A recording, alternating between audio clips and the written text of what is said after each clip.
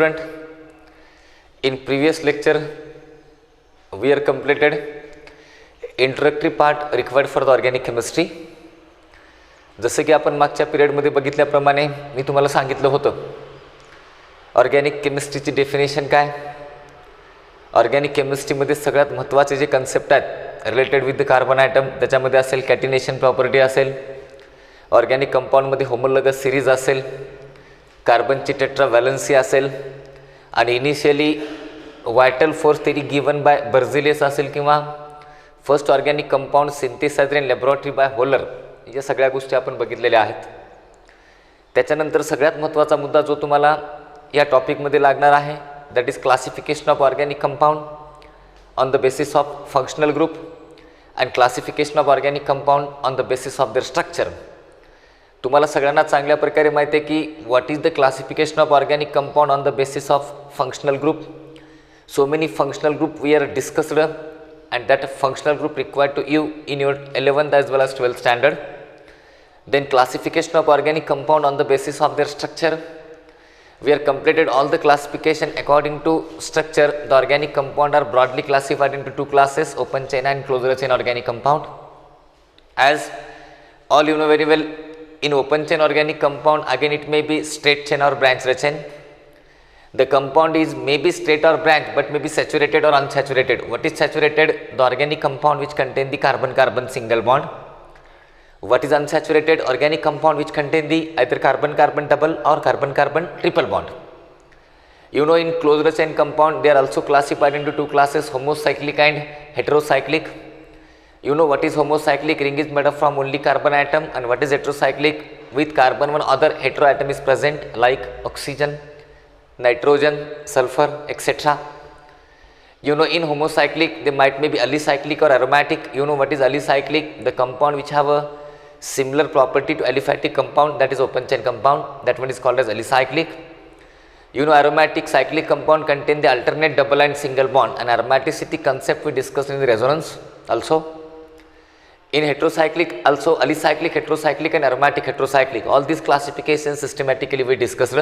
Now today we are moving toward the main part of this topic, that one is called as the nomenclature of organic compound. Dear student, listen very carefully. Nomenclature is a very important part of this organic compound. Once if you know the nomenclature, it means no doubt the introductory part of each and every topic you know, because chemical reactions start from organic compound. In examination you must know the name of that organic compound and how to write the name of that organic compound. We are discussed in the nomenclature of organic compound. So what is the important aspects related with the nomenclature? I will give you all the detail related with this. In nomenclature of organic compound, actually nomenclature based on three system, that is common system, derived system and IUPAC system. So what is the common name system of organic compound? We know common name system have some limitation. Few and limited organic compound have a common name, but total organic compound we are decide or we are named by using according to their IUPAC. So what is the common name, what is the derived name and what is the IUPAC name, we systematically discussing inside in this topic. Now see what happened in the nomenclature system. The first system, that one is called the common system. Listen dear student, this is very important. Actually this is the introductory part. Common name system, actually common name system is also called as tribal name, or it is called as the common system. The tribal name system based on what? Sometimes tribal name system based on their either source or discoverer. Source means what? Suppose for example CH4, this is marsh gas, it is obtained from marshy land. So due to this it is called as the methane. Due to marsh gas it is called as the methane. For example, second organic compound acetic acid. Why it is called as acetic acid? Because it is obtained from acetum, that is vinegar. Third organic compound which is called as the formic acid. Why it is formic acid? It is obtained from formica, and this formica present in red ants. तुम्हाला माहिती आहे लाल मुंगी चावल्याच्या नंतर जो त्रास होतो या फॉर्मिकामुळे होतो, and therefore this organic compound is called as the formic acid. Later on methyl alcohol. Why it is called as methyl alcohol? Because this is the wood split. So these are the very basic point you keep in your mind. Sometime they ask you the question in examination. methane, acetic acid, formic acid, methyl alcohol, name of these organic compound on the basis of their source, and such name is accepted name. Later on, the naming of organic compound on the basis of the discoverer. Some discoverer are there, they discover very excellent and beautiful organic compound in organic chemistry, and by considering that discovery, they got an honor. Such organic compound are recognized by the name of that particular scientist. For example, RMGX, this is called as alkyl magnesium halide, actual name of this compound, but in regular practice, in regular synthesis, we people says this compound as a Grignard reagent. Why? Because Victor Meyer Grignard in 1900 synthesized a very beautiful organic compound, that is methyl magnesium bromide.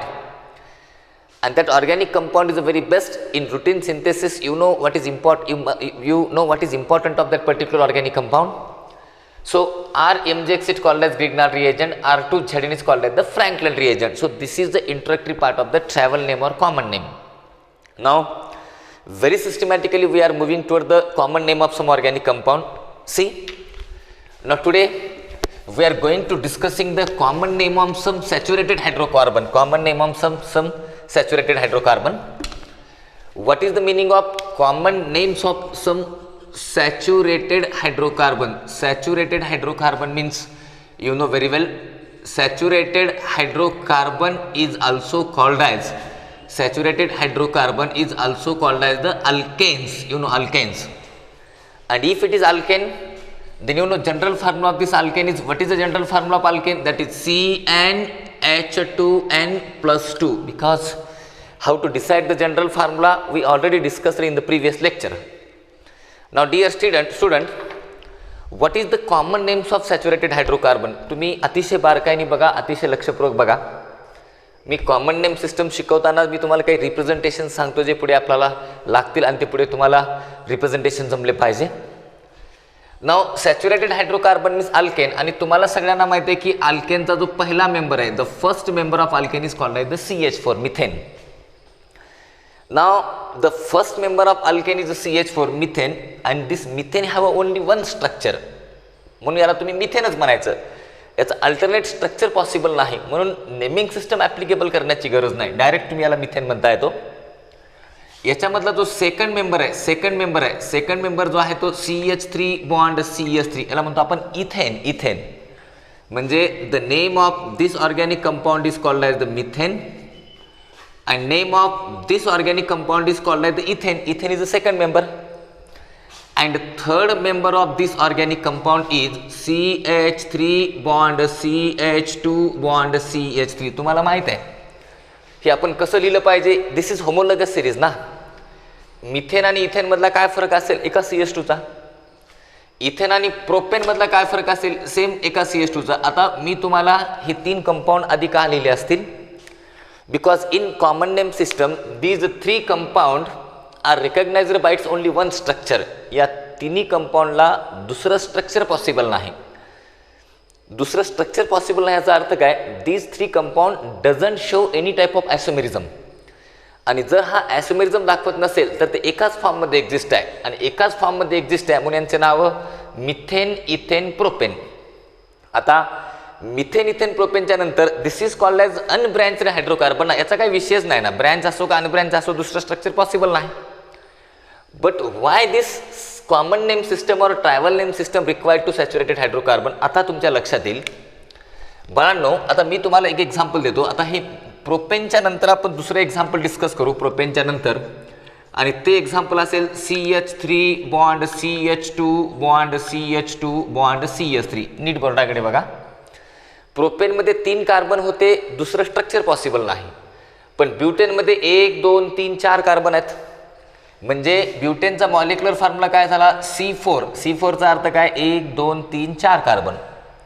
आणि hydrogen किती आहेत? C4च्या नंतर hydrogen आहेत तुमचे 10, C4H10. This is called as molecular formula. What is molecular formula? What is empirical formula? That already present in some basic concept of the chemistry in paper first topic. Now same structure I write like this way: CH3 bond CH bond CH3 bond CH3, and molecular formula this structure is also same, C4H10. So what is the important concept, or what is the important things now I am discussing with you? This structure also contain 4 carbon atom, this structure also contain 4 carbon atom, but these two compound are different. आता मला सांगा, हे दोन जर compound वेगळे असतील तर दोघांचं नाव पण वेगळं असलं पाहिजे. भले त्यांचा मॉलिक्युलर फॉर्म्युला सेम असेल, दोघांचं नाव वेगळं असलं पाहिजे. आता या दोन कंपाऊंडमधला काय फरक आहे तुम्हाला इझिली सांगता येतं, because classification based on their structure आपण बघितलंय. तुम्हाला पहिला जो कंपाऊंड दिसतो त्या पहिल्या कंपाऊंडमध्ये कुठलाच कार्बन 2 पेक्षा जास्त कार्बनला अटॅच नाही. म्हणजे याचा अर्थ तुम्हाला या कंपाऊंडला म्हणता येतं स्ट्रेट चेन हायड्रोकार्बन. दुसरा जो कंपाऊंड दिसतो त्याच्यामध्ये हा कार्बन 2 पेक्षा जास्त कार्बनला अटॅच आहे, याला म्हणायचं ब्रँच चेन हायड्रोकार्बन. मग मला सांगा, मॉलिक्युलर फॉर्म्युला जर सारखा असेल आणि असे डिफरंट स्ट्रक्चर येत असतील तर that compound or that molecule we are recognise by using different names. आणि ते नेम तुम्ही कसे दिले पाहिजे त्यालाच म्हणतो आपण नॉमेनक्लेचर ऑफ सॅच्युरेटेड हायड्रोकार्बन और अल्केन. तुमच्या ते लक्षात आलं, याची गरज काय हे मुद्दा कळाला तुम्हाला. मिथेनचं तुम्ही असं वेगळं स्ट्रक्चर लिहू शकता का? नाही. इथेनचं तुम्ही असं वेगळं लिहू शकता का? कसं लिहू शकता तुम्ही? याला खाली लिहा, बाजूला लिहा, सारखं स्ट्रक्चर तयार होईल. याचं वेगळं लिहू शकता का? नाही. म्हणजे methane, ethane, propane doesn't have any type of isomerism, they does not give any different structure. आणि ते वेगळं स्ट्रक्चर देत नाहीत म्हणून त्यांचं आयसोमेरिझम नसल्यामुळे they are recognise by only one name. But in common name system तुम्हाला जर वाटलं की हायड्रोकार्बनचं कॉमन नाव द्यावं, the naming of common name or the common name of hydrocarbon we start from the butane. तुम्हाला कळलं का ब्युटेनपासून सुरुवात का होती? ब्युटेनपासून सुरुवात होण्यामागचा एकमेव उद्देश की ब्युटेनपासून आयसोमेरिझम सुरुवात होतात. आता याची सुरुवात कशी करायची? ॲक्च्युअली जेव्हा तुम्ही याचं कॉमन नाव देता तेव्हा सगळ्यात पहिल्यांदा आल्क इज व्हेरी इम्पॉर्टंट. आल्क म्हणजे काय? आल्क म्हणजे नंबर ऑफ कार्बन आयटम. आल्क means what? And finally it is ANE. आपण याला अल्केन का म्हणतो? आल्क ANE म्हणजे सॅच्युरेटेड हायड्रोकार्बन. आल्क म्हणजे काय? Number of carbon item. समजा एकच कार्बन असेल, एकच कार्बन असेल तर तुम्ही याला म्हणायचं मिथ. समजा 2 कार्बन असतील याला म्हणायचं तुम्ही काय? इथ. समजा 3 कार्बन असतील याला म्हणायचं तुम्ही काय? प्रोप. समजा 4 कार्बन असतील याला तुम्ही काय म्हणणार? समजा 4 कार्बन याला काय म्हणणार तुम्ही? ब्यूट. समजा 5 कार्बन असतील याला तुम्ही काय म्हणणार? पेंट. समजा 6 कार्बन असतील याला तुम्ही काय म्हणणार? हेक्स. समजा 7 कार्बन असतील याला तुम्ही काय म्हणणार? हेप्ट. समजा 8 कार्बन असतील याला काय तुम्ही काय म्हणणार? तुम्ही ऑक्ट. 9 असतील तर नोन, 10 असतील तर डेक, अँड सो ऑन. म्हणजे while writing the common name of this hydrocarbon it depends upon the alk. Now what is the common name of saturated hydrocarbon? अतिशय चांगल्या प्रकारे तुम्ही लक्ष द्या, तुम्हाला समजून जाईल, काही प्रॉब्लेम येणार नाही. Now in common name of saturated hydrocarbon, the first rule required for this nomenclature, what is the first rule? Now if hydrocarbon is unbranched म्हणजे काय? Straight chain. तुमच्या लक्षात आलं? जर हायड्रोकार्बन अनब्रँचड असेल, समजा फॉर एक्झाम्पल मी तुम्हाला म्हणलं CH3 bond CH2 bond CH2 bond CH3, this is unbranched hydrocarbon ना. समजा फॉर एक्झाम्पल मी तुम्हाला दुसरं एक्झाम्पल देतो, CH3 bond CH2 bond CH2 bond CH2 bond CH3, unbranched hydrocarbon. याच्यानंतर तिसरं एक्झाम्पल घ्या, CH3 CH2 bond CH2 bond CH3, unbranched hydrocarbon. आता मला सांगा, अनब्रँचड आणि ब्रँचडमध्ये तुम्हाला डिस्टिंग्विश करावं लागेल ना, का तर नावं वेगळे आहेत त्यांचे. मग अनब्रँचड कसं ओळखायचं? सपोज फॉर एक्झाम्पल काय होतं, in your examination they ask you the question by giving structure, और sometime they ask you the question by giving their name. And if they are given the name and if that name have a different structure, then you are in confusion. That's way the name must be perfect. For that particular name the only one structure must be possible in the chemistry. आणि जर एकच structure possible होत असेल तरच ते now correct आहे, otherwise एका नावाचे वेगळे स्ट्रक्चर येत असतील तर ते नाव चुकलं, काहीतरी प्रॉब्लेम आहे. म्हणून आपण अतिशय व्यवस्थित बघा. आता याचं नाव कसं देणार तुम्ही? आता मला सांगा, पहिल्यांदा नंबर ऑफ कार्बन किती आहेत? 1 2 3 4. 4 कार्बन म्हणजे याचा अर्थ तो ब्यूट झाला. आणि फायनली सॅच्युरेटेड आहे म्हणजे तो झाला ब्युटेन, म्हणजे हा कंपाऊंड झाला butane. The name of this compound is called as the butane. पण याला पण तुम्हाला ब्युटेन म्हणावं लागेल. 1 2 3 4. पण हा स्ट्रेट चेन कसं ओळखायचं? If unbranched hydrocarbon is there, If straight chain hydrocarbon is there, such unbranched hydrocarbon or straight chain hydrocarbon we are recognized by using prefix n. Using prefix n. N means normal chain. N means unbranched chain.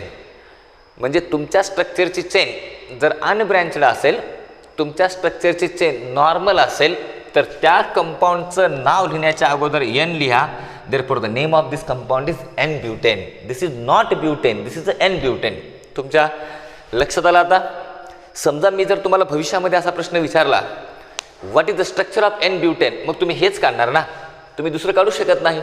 Me N butane म्हणलं पाहिजे आणि मी जर तुम्हाला म्हणलं structure काढा ब्युटेनचं, माझं चुकीचं आहे. त्यात ब्युटेनचे 2 स्ट्रक्चर पॉसिबल आहे, ते तुमच्या लक्षात येईल. म्हणून तुम्ही पहिल्यांदा बघा दिलेलं स्ट्रक्चर हे ब्रँचड आहे का अनब्रँचड आहे. If the given structure is unbranched, if the given structure is straight chain, if that structure is saturated. Saturated म्हणल्याच्या नंतर एन येईल, तो विषय नाही. पहिल्यांदा बघा तुम्ही स्ट्रक्चर स्ट्रेट चेन आहे का, आणि स्ट्रक्चर स्ट्रेट चेन बघल्याच्या नंतर या स्ट्रक्चरमध्ये नंबर ऑफ कार्बन किती आहेत? 4. 1 2 3 4. Therefore the name of this compound become butane, but it is n butane. आता मला तुम्ही सांगा बरं याचं नाव काय? Number of carbon is 1 2 3 4 5. 5 stand for pent, then it is saturated hydrocarbon ane. Therefore this become the pentane. मला सांगा बाळांनो, पेंटेन हे करेक्ट नाव होईल का? नाही होणार. The name of this compound is an pentane. Same things happens here. इथं बघा बरं, आता मला सांगा या कंपाऊंडचं नाव काय असेल?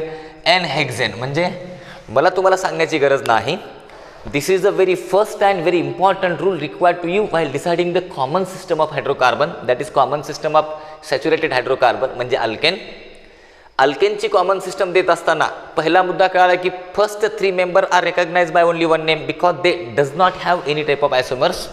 But remaining alkane from butane to onwards, that remaining alkane we recognize by different name. And if the given structure is straight chain, given structure is unbranched, then in common name system, before writing the name of this compound we use prefix n. n means normal. म्हणून याच्यानंतर जर straight chain compound असेल, सरळ compound असेल, त्याच्यामध्ये कुठली branch नसेल, तर तुम्हाला प्रिफिक्स n वापरावं लागेल. n stands for normal alkane or normal chain. आता हा झाला तुमचा पहिला रूल. आता मी तुम्हाला सांगतो दुसरा rule. This is very important for the common names of saturated hydrocarbon. आता दुसरा रूल काय? आता बाळांनो, जर समजा suppose for example the second carbon or second last, म्हणजे इकडनं दुसरा कार्बन असो का शेवटच्या चेनपासून दुसरा कार्बन असो, ही कार्बनची चेन आहे, second carbon or second last.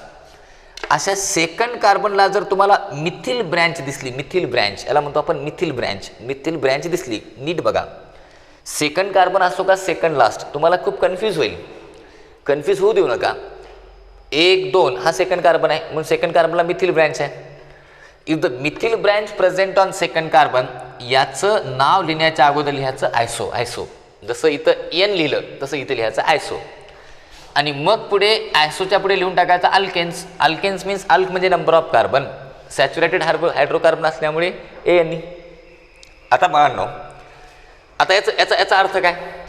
समजा मी जर तुम्हाला म्हणलं CH3 bond CH bond CH3 bond CH3. आता याच्याकडे अतिशय सिरियसली लक्ष द्या. यात तर काही शंका नाही. मी जर तुम्हाला म्हणलं या कंपाऊंड विषयी, what about this compound, whether is straight chain or branched chain, तुम्ही एका मिनिटात म्हणणार की this is a branched chain. आणि पुन्हा या चेनमध्ये इकडनं 1 2 3 किंवा इकडनं 1 2 3 इकडनं या किंवा इकडनं या, पण दुसऱ्या कार्बनला मिथिल ग्रुप आहे ना, इकडनं पण दुसराच होईल, इकडनं पण दुसराच होईल, मिथिल ग्रुप आहे. मग दुसऱ्या कार्बनला मिथिल ग्रुप असल्यामुळे याचं नाव लिहिण्याच्या अगोदर तुम्हाला लिहावं लागेल आयसो. करेक्ट? आयसो लिहिल्याच्या नंतर नंबर ऑफ कार्बन मोजा, 1 2 3 4, 4 कार्बन म्हणजे तो ब्युटेन झाला. म्हणून name of this compound is isobutane. What is the name of this compound? Isobutane. तुमच्या लक्षात आलं असावं. समजा मी जर तुम्हाला म्हणलं CH3 bond CH2 bond CH3 bond CH3. आता बघा, इकडून सेकंड कार्बनला नाही पण इकडून सेकंड कार्बनला चालतंय ना. इकडनं सेकंड असो का सेकंड लास्ट असो, सेकंड लास्ट असो, मग इकडनं जरी सेकंड कार्बनला असेल तरी चालतंय ना, काय प्रॉब्लेम आहे? This is a matter of representation. तुम्ही याला कसं लिहू शकता? आता मी जर तुम्हाला म्हणलं the name of this compound become the isopentane. What is the name of this compound? आयसोपेंटेन.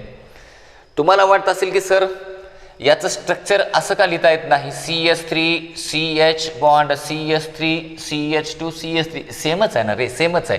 म्हणजे इकडनं सेकंड कार्बनला, आता मी जर म्हणलं तुम्हाला आयसोपेंटेन काढा, तुम्ही समजा हे काढलात काय आणि हे काढलात काय, दोन स्ट्रक्चरमध्ये काय बदल आहे का? म्हणजे इम्पॉर्टंट इज व्हॉट इज आयसो. आयसो म्हणजे काय? जर तुमच्या दिलेल्या हायड्रोकार्बन चेनमध्ये, सॅच्युरेटेड हायड्रोकार्बन चेनमध्ये सेकंड कार्बनला जर मिथाइल ग्रुप असेल, मिथाइल ग्रुप किंवा सेकंड लास्ट कार्बनला, म्हणजे एंडपासून दुसरा कार्बन असो किंवा सुरुवातीपासून दुसरा कार्बन असो, आणि if that chain contain the methyl group, then use the prefix iso before writing the name of that organic compound. म्हणून दोन गोष्टी अतिशय महत्त्वाच्या आहेत जे तुम्हाला डिस्कशनमध्ये आलेल्या आहेत. आपण एन कधी वापरलं पाहिजे? If the given organic compound is straight chain, if the given organic compound contain the normal chain, then such compound are recognized by n. That is N-butane, N-pentane, N-hexane, N-heptane, N-octane, N-nonane, N-decane and so on. आपण आयसो कधी वापरतो? If the second carbon or second last carbon contain the methyl group as a branch. Branch he methyl group असली पाहिजे. हा पुढे डिटेलमध्ये गेल्याच्या नंतर तुमच्या लक्षात येईल की सेकंड कार्बनला मिथिलच ब्रँच होऊ शकतंय, इथिल ब्रँच होऊ शकत नाही. का तर इथिल ब्रँच होऊ शकत नाही सेकंड कार्बनला, ती पॅरेंट चेनमध्ये जाते, ती नंतर बघू आपण, ते तुमच्या लक्षात येईल. पण जर सेकंड कार्बनला तुम्हाला मिथिल ग्रुप दिसला किंवा सेकंड लास्ट कार्बनला मिथिल ग्रुप दिसला की use prefix iso before writing the name of that organic compound. आता मी तुम्हाला लगेच तिसरा रूल सांगतो. तिसरा रूल काय? This is the last rule required for this saturated hydrocarbon. बस याच्यापेक्षा वेगळा कुठलाही तुम्हाला रूल वापरण्याची गरज नाही. बाळांनो, आता तिसरा रूल काय म्हणते? समजा फॉर एक्झाम्पल मी जर तुम्हाला म्हणलं की हा सेकंड कार्बन आहे किंवा सेकंड लास्ट कार्बन घ्या, सेम. जर या सेकंड कार्बनला दोन मिथिल ग्रुप असतील, दोन मिथिल ग्रुप, नीट बघा, अगोदर एक मिथिल ग्रुप होता, आता आपल्याकडे दोन मिथिल ग्रुप आहेत. If the second or second last carbon contain the two methyl group, then before writing the name of this organic compound you use prefix neo. Neo is very important. Neo prefix खूप महत्त्वाचा आहे. मग neo लिहिल्याच्या नंतर पुढे आपला तोच concept, neo alkanes. Alk म्हणजे number of carbon, ANE.